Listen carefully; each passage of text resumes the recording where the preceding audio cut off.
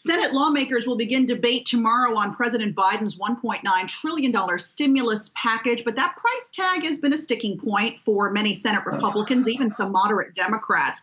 And just today, the U.S. Chamber of Commerce warned that the relief package does not do enough to target the people and industries that need it most.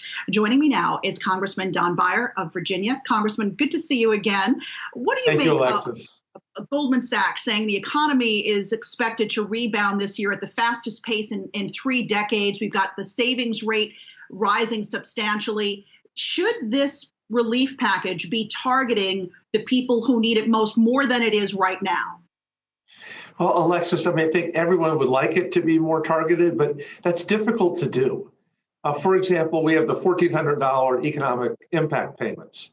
And you want them most to go to people who are way behind on their rent or have been unemployed for a long time and need to put groceries on the table. But how do you efficiently, in the short run, sort out those from other people in the same sort of income classifications who had a bunch of savings before? And it was just easier to say some of this is actual relief, life vest, and some of it is just economic stimulus to fill the output gap in the economy that will help it do that kind of growth that we haven't seen in 3 decades. Remember, we had second quarter last year where we were down more than 33%. It's going to take us a while to get back to where we were before this started. Congressman, I know there are some moderate Democrats in the Senate who are pushing to lower the enhanced unemployment benefits in the bill as it sits right now. Some are looking to tighten the eligibility for the stimulus checks. If those things come to pass, we had Congresswoman Jayapal on in the previous hour, and we asked her the same thing. If those things were to come to pass, would you have difficulty supporting the bill when it comes back around to the House next week? No, Alexis, I wouldn't. I know that there will be some members who would, but politics is the art of the possible. When we compromise, we tend to get better legislation that everybody can support. In the Democratic House, we can, for the moment, do what we want. We have, 7 or 8, 10 vote margin, but you can't do that in a 50-50 Senate with a filibuster, even with Vice President Harris. So I think, and in fact, one of the dilemmas with the hope for a bipartisan compromise was the best Republican offer that President Biden got was $600 billion, which is less than a third of the 1.9 that he wanted.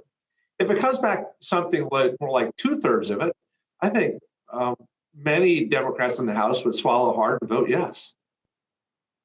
What about those who say, $1.9 trillion, that sounds like we're overspending and not leaving money for other priorities, namely for infrastructure, which I think many Americans are longing for. We thought it maybe perhaps could be a bipartisan issue. What do you think the likelihood of an infrastructure bill getting passed anytime soon is right now, Congressman?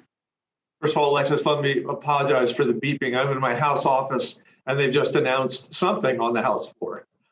So I apologize for that coming in. No worries. Yeah, first of all, I think the $1.9 billion, as President Biden has said, tell me what you don't like.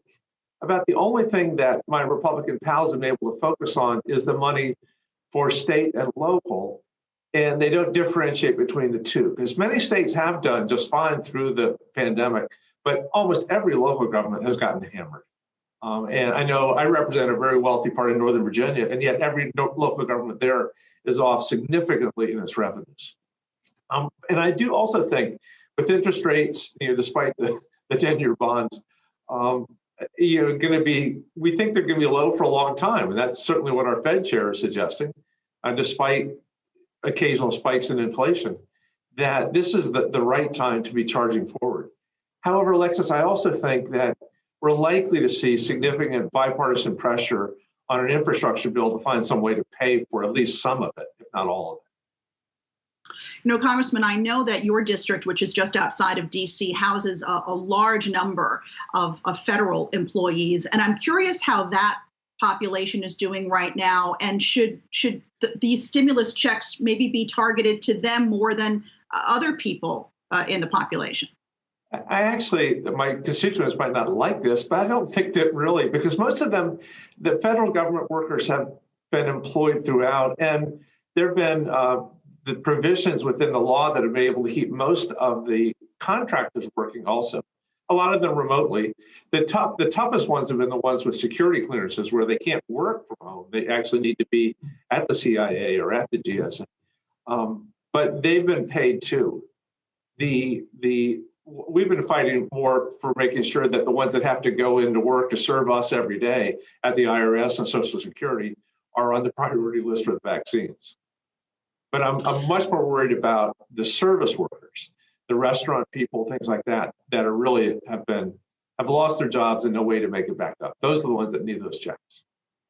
Absolutely. Can't come fast enough for many of them.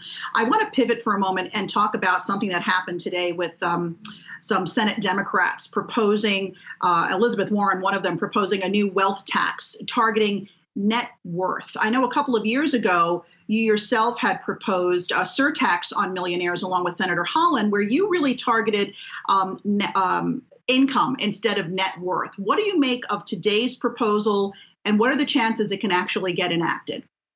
Well, I think it's a responsible proposal, but I'm trying to take my lead from President Biden, who's been looking at, perhaps corporate tax rates, buybacks, things like that, rather than a wealth tax. There's a lot of concern about whether a wealth tax is constitutional.